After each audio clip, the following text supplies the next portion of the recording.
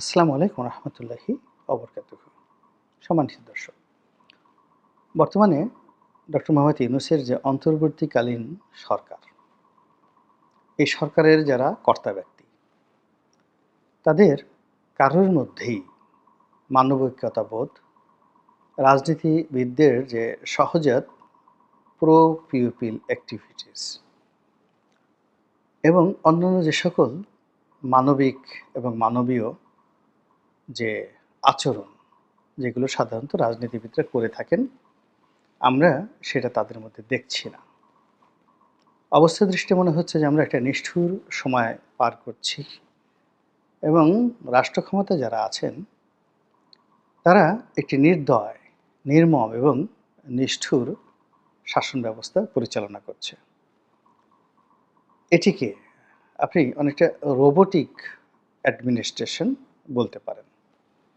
রোবটের যেভাবে অনুভূতি থাকে না, আপনি তাকে যেভাবে প্রোগ্রাম করে দিবেন, সেই প্রোগ্রাম অনুযায়ী রোবট কাজ করে। তার সামনে কোনো নারী যদি ধর্ষিতা হয়, রোবটের সামনে যদি কোনো বাড়ি পুড়ে ছারখার হয়ে যায়, কোনো দোকানপাট লুট হয়ে যায়, শিশুরা নিহত হয়ে যায়, মানুষ ক্ষুধার যন্ত্রণায় হাহাকার করতে থাকে, রোবটের মধ্যে কোনো প্রতিক্রিয়া দেখা যাবে না। তদ্রূপ এখন এই রাষ্ট্রটি চলছে 18 কোটি মানুষ। 18 কোটি মানুষের 36 কোটি হাত, 36 কোটি পা, তাদের এক একটা হৃদয়, তাদের মন এবং তাদের মস্তিষ্ক এবং তাদের 5টি ইন্দ্রিয়। অর্থাৎ একটি মানুষকে যদি আপনি অনুভব করতে চান, তাকে কম করে হলেও 10টি অ্যাঙ্গেল থেকে আপনাকে অনুভব করতে হবে। লোকটি কি চিন্তা করছে, সে ঘ্রাণ পাচ্ছে কি, সে কি দেখছে, কি শিখছে, কি শুনছে, কি খাচ্ছে, তার মলমূত্র ত্যাগ কেমন হচ্ছে, ঘুম ঠিকমতো হচ্ছে কিনা, নিরাপত্তাবোধ ঠিকমতো হচ্ছে কিনা, আয় রোজগার হচ্ছে কিনা, ইত্যাদি অন্তত 10টি বিষয় আপনি যদি সতর্ক না হন, তাহলে আপনি কখনোই কোনো মানুষের উপর নেতা হিসেবে প্রভাব বিস্তার করতে পারবেন না। তো সেক্ষেত্রে যদি 18 কোটি মানুষ হয়, তাহলে একজন নেতা যিনি রাষ্ট্রপ্রধান হবেন, তাকে 180 কোটি অ্যাঙ্গেল থেকে এই 18 কোটি মানুষের দুঃখ, কষ্ট, বেদনা বুঝতে হবে। এই সমাজে এখন যে মব হচ্ছে, এই মবের যন্ত্রণাটা যে কত নির্মম এবং নিষ্ঠুর।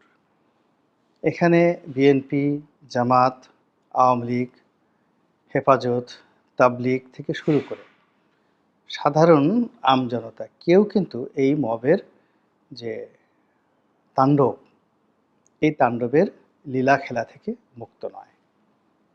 গভীর রাতে নিশ্চিন্তে ঘুমাতে যাবে এইরকম বাঙালি এই বাংলাদেশে কেবলমাত্র অবোধ শিশু এবং বদ্ধ উন্মাদ ছাড়া আর কেউ নেই। আপনি কোনো একটা বাড়িতে যদি যান ঢাকা শহরের, সেই বাড়ির দারোয়ান এবং সেই বাড়ির মালিক এবং ভাড়াটিয়া ঠিক নিরাপত্তা নিয়ে একই চিন্তাভাবনা করছে। আপনি যদি থানাতে যান, থানার যিনি ওসি রয়েছেন তিনি এবং যিনি চৌকিদার রয়েছেন তিনি নিরাপত্তা নিয়ে চিন্তাভাবনা করছেন।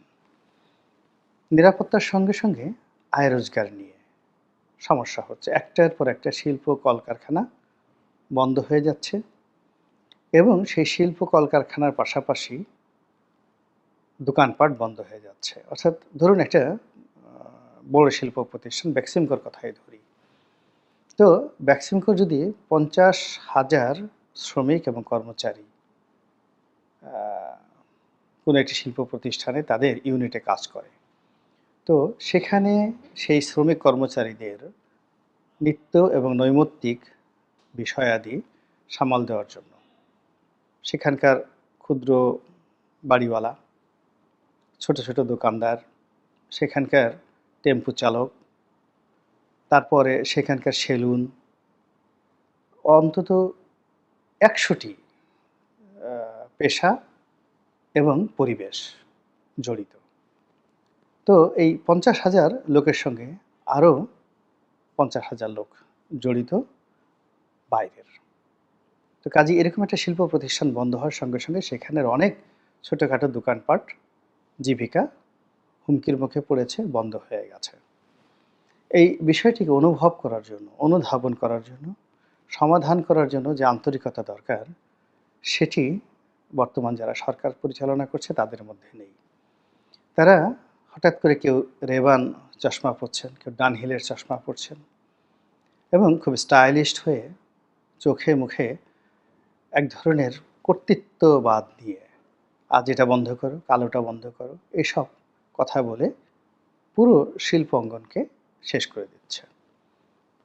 আমেরিকার যে ট্যাক্স ইম্পোজ হলো এবং এর ফলে আমাদের যারা গার্মেন্টস ব্যবসা আমরা যারা করি, আমি এই ব্যবসার সঙ্গে জড়িত, আমরা টের পাচ্ছি যে আমাদের হৃৎপিণ্ড এখন কেমন করছে। আমরা টের পাচ্ছি আমাদের কিডনির অবস্থা কী, ব্যাংকের থ্রেট, বায়ারদের দুরবস্থা, শ্রমিক কর্মচারীদের বেতন, সব মিলিয়ে অর্থাৎ আমেরিকাতে আমরা যে এক্সপোর্ট করি বছরে প্রায় $10 বিলিয়ন মতো।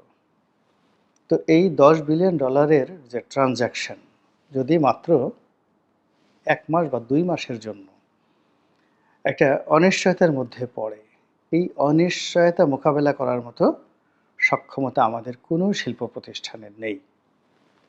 রাষ্ট্র এই সময়টিতে মানবিক দৃষ্টিকোণ থেকে এগিয়ে আসবে, অর্থ নিয়ে, ব্যাংকিং ব্যবস্থা নিয়ে, সাপোর্ট নিয়ে, সব দিক থেকে। এর কোনোটাই এই সরকারের কোনো লোকের পক্ষে করা সম্ভব নয়। ফলে তাদের মধ্যে আমরা একটা নির্দয়তা দেখতে পাচ্ছি, নির্মমতা দেখতে পাচ্ছি। আমেরিকার এই যে ট্যাক্স ইম্পোজ, এটার ফলে বিশ্ব তছনছ হয়ে যেতে পারে। ঠিক একই ঘটনা ঘটেছিল 1930 সনে। আমেরিকাতে প্রথম মহাযুদ্ধের পর আমেরিকা অঢেল ধনসম্পত্তির মালিক হয়ে পড়ে এবং আমি রোনাল্ড রিগানের একটি বক্তব্য শুনছিলাম যে এই সময়টাতে তিনি ক্যালিফোর্নিয়াতে এসেছিলেন ইন 1930। তো ওই সময়টাতে যে বিশ্ব মন্দা শুরু হয়েছিল এবং বিশ্ব মন্দা এবং মন্দা আমেরিকাতে, এবং এটিকে বলা হয় গ্রেট ডিপ্রেশন। অলমোস্ট 7 থেকে 8 বছর 1938 সন পর্যন্ত এই মানে গ্রেট ডিপ্রেশন আমেরিকাকে শেষ করে দেয়। তো আমেরিকা এই যে গ্রেট ডিপ্রেশনে পড়েছিল, মূল কারণটা হলো আমেরিকার যারা লোকজন তারা অলস হয়ে গিয়েছিল অর্থ পেয়ে। প্রথম মহাযুদ্ধে অঢেল অর্থ সম্পত্তি পেয়ে তারা অলস হয়ে গিয়েছিল। আর রাষ্ট্র এই যে অর্থ উপার্জন করেছে প্রথম মহাযুদ্ধে এবং সেই অর্থ জনগণের কাছে চলে গেছে, সেই অর্থ জনগণের কাছ থেকে কালেক্ট করার জন্য তারা উচ্চ মাত্রায় ট্যাক্স আরোপ করেছিল। দ্বিতীয়ত, ওই সময়টিতে বিশ্ব বাণিজ্যে এখন যেভাবে ডোনাল্ড ট্রাম্প যে কাজগুলো করেছে ঠিক সেম কাজটি তারা করেছিল, যে ট্রেড এমবার্গো তারা তৈরি করেছিল 1930 সনে। এর ফলে একটা গ্রেট ডিপ্রেশন শুরু হয় এবং সেই গ্রেট ডিপ্রেশনের কবলে পড়ে সেই 1939 সনে আবার আর একটা বিশ্বযুদ্ধ শুরু হয়ে যায়। এবং ইউরোপে এই যে বিশ্বযুদ্ধটা শুরু হলো, তার মূল যে কারণ ছিল জার্মানিতে এই ইহুদি ইজমের যে ধনতন্ত্র, অর্থাৎ ইহুদিরা যে টাকা লগ্নি করত, সেটার কারণে পুরো জার্মান সমাজে সুদখোর ইহুদিদের বিরুদ্ধে প্রবল একটা বিদ্রোহ তৈরি হয়েছিল, ধুমায়িত হয়েছিল। সুদ এত খারাপ একটা বিষয়। ফলে কি হলো দেখুন, আমেরিকা 1937 সনে মহামন্দা থেকে রক্ষা পায় বটে, কিন্তু 1939 সনে পৃথিবী আর একটা বিশ্বযুদ্ধের মধ্যে জড়িয়ে পড়ে। তো এখন এই যে ডোনাল্ড ট্রাম্প যে কাজটি করছেন, এই কাজ সম্পর্কে আমেরিকার ইতিহাসে সর্বকালের সেরা প্রেসিডেন্টদের মধ্যে অন্যতম রোনাল্ড রিগান বলেছেন যে আমি ভুলেও এই কাজ করব না। আমি বৈশ্বিক সমতার ভিত্তিতে একটি ট্যাক্সেশন সিস্টেম চালু করতে চাচ্ছে। রাতারাতি ট্যাক্স কালেকশন করা বা দেশীয় শিল্প প্রতিষ্ঠানকে প্রোটেকশন দেওয়ার জন্য বিদেশি আমদানিকে বন্ধ করে দেওয়া, এটি একটা দেশের জন্য খুব দ্রুত ১ বছর ১.৫ বছর বাহবা পাওয়া যায়। এরপরেই শুরু হয়ে যায় ডিপ্রেশন। এখন ডোনাল্ড ট্রাম্প যে কাজটা করছেন, রোনাল্ড রিগানের ভাষায়, এর ফলে আমেরিকার কিছু শিল্প প্রতিষ্ঠান যারা খুব ধনী হয়ে যাবে এবং তারা কাজকর্ম বাদ দেবে এবং তাদের ইনোভেশন বন্ধ হয়ে যাবে। আর সাধারণ যে মানুষ, তাদের বাইং ক্যাপাসিটি কমে যাবে। তারা দরিদ্র হয়ে যাবে, তাদের মন ছোট হয়ে যাবে এবং তারা দ্বন্দ্ব ফ্যাসাদে জড়িয়ে পড়বে। এখন যে টেলিভিশনটি তারা মাত্র $90 কিনতে পাচ্ছে চায়নার মাধ্যমে, এখন সেটি তাকে কিনতে হবে $300। ফলে আগামী ১ বছরের মধ্যে সব কিছু তছনছ হয়ে যাবে এবং তা আমাদের এই বাংলাদেশকেও মারাত্মকভাবে এফেক্ট করবে। বাংলাদেশের কিছু ইউটিউবার, বাংলাদেশের কিছু অর্থনীতিবিদ যারা বলার চেষ্টা করছেন যে আমেরিকার এই ট্যাক্স ইম্পোজের কারণে আমরা লাভবান হব। এই কারণে লাভবান হব যে আমাদের প্রতিদ্বন্দ্বী ভিয়েতনাম, তাদের উপর আমাদের চেয়ে বেশি ট্যাক্স দেওয়া হয়েছে, কম্বোডিয়ার প্রতি বেশি ট্যাক্স দেওয়া হয়েছে, ফলে ওখানকার বায়াররা আমাদের এখানে চলে আসবে। কিন্তু এইবারের ঈদে যা কিছু হয়েছে, বাজারে পণ্য সামগ্রী ছিল কিন্তু বেচা কেনা হয়নি, কারণ মানুষের ক্রয় ক্ষমতা ছিল না। এখন ভিয়েতনাম হোক, বাংলাদেশ হোক, যেখানেই হোক না কেন, যখন পণ্য মূল্য বেড়ে যাবে, সঙ্গে সঙ্গে যে পরিবার 10টি টি শার্ট ব্যবহার করতে, এবং আমেরিকার বেশিরভাগ পরিবার করে কি, খুব কম দামে ধরুন 3 ডজন জাইঙ্গা সে কিনলো, একটা জাইঙ্গা সে পরলো, এরপর সেটা ফেলে দিল ডাস্টবিনে। তো এই জিনিসগুলো ক্রয় ক্ষমতার যে তাদের যে স্কেল বা তাদের ব্যবহার করার যে প্রবৃত্তি, এটি নষ্ট হয়ে যাবে এবং তারা কেমন আচরণ করবে আগামী 1 বছর পরে আমরা এখন পর্যন্ত জানি না। আর এই 1 বছর পর্যন্ত আমরা যে টিকে থাকবো, সাস্টেইন করব, এরকম ব্যাকবোন আমাদের কোনো ব্যবসায়ী নেই। None of the industrialist in Bangladesh. একটা প্রতিষ্ঠান বলতে পারবে না যে আমি এই যে আমেরিকার যে ট্যাক্স বাড়ানো, এটার প্রতিকূলে গিয়ে আমি বিকল্প বাজার, বিকল্প অর্থনীতি অথবা এর সাথে অ্যাডজাস্ট করে আমার শিল্প প্রতিষ্ঠানকে আমি 1 বছর চালাতে পারবো। মূল ব্যাপার হলো গার্মেন্টস ব্যবসাটা অন্য যে কোনো ব্যবসার থেকে আলাদা। এখানে সাকুল্যে প্রফিট মার্জিন থাকে 10% to 15%। আর সমস্ত খরচ বাদ দিয়ে, লেবার চার্জ থেকে শুরু করে সব কিছু বাদ দিয়ে 1 or 2% যদি লাভ থাকে। তো এখন বছরে 11 মাস যদি 1 to 2% আপনি নেট প্রফিট করেন আর গ্রস প্রফিট করেন 12%, কিন্তু দেখা গেল একটা শিপমেন্ট ইয়ার হয়ে গেল, একটা শ্রমিক আনরেস্ট হইলো বা অন্য একটা দুর্ঘটনা ঘটলো, আপনার পুরো 2 বছরের যা ইনকাম সব সঙ্গে সঙ্গে ডিস্ট্রয় হয়ে যায়। ফলে 80 সন থেকে এখন পর্যন্ত গার্মেন্টস ব্যবসা করে বাংলাদেশে সাস্টেইন করে ভালো মতো কবরে যেতে পেরেছে সুস্থ অবস্থায় এরকম একটা পরিবার নেই। খুব বড় হয় 1 লাখ 2 লাখ 1 লাখ কর্মচারী হয়, কিন্তু আবার সেটা দেউলিয়া হয়ে যায়। 10 বছর পরে এদের কোনো অস্তিত্ব থাকে না। It's a different business. এটা বুঝতে হবে যেটা এই আমেরিকার এই কারণে আমরা কি বিপদে পড়ে যাচ্ছি, যেখানে সরাসরি 40 লাখ লোক এখানে কর্মরত রয়েছে এবং এই বিষয়টি অনুধাবন করার মতো, রিয়েলি অনুধাবন করার মতো সরকারের একজন যোগ্য লোক নেই।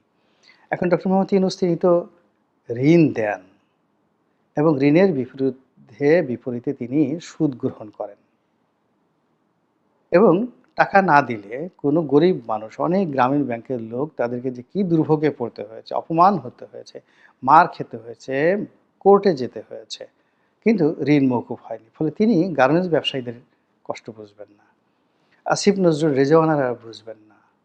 আসিফ নজরুল নিয়মিত বেতন পাচ্ছেন, রেজওয়ানারা বিদেশ থেকে টাকা আসছে, ইউএসএইডি টাকা দিচ্ছে, তারা সুন্দরভাবে চালছেন, অন্যান্য যারা আছেন একই অবস্থা। তো কাজেই সব মিলিয়ে আপনি যদি না বুঝেন কোনো একটা বিষয়, আপনার হৃদয়ের মধ্যে সেটা যদি প্রবেশ না করে, সেখান থেকে আসলে নিষ্ঠুরতা তৈরি হয়, সেখান থেকে নির্মমতা তৈরি হয়। এখন আমাদের চারিদিকে যেভাবে হাহাকার চলছে, চারিদিকে হাহাকার চলছে, এই হাহাকার বোঝার জন্য সংবেদনশীল হৃদয়ের সঙ্গে সঙ্গে অভিজ্ঞতা লাগবে, বাস্তব অভিজ্ঞতা লাগবে এবং দক্ষতা লাগবে এবং সমস্যা সমাধান করার মতো প্রত্যুৎ পণ্যমতিত্ব থাকতে হবে।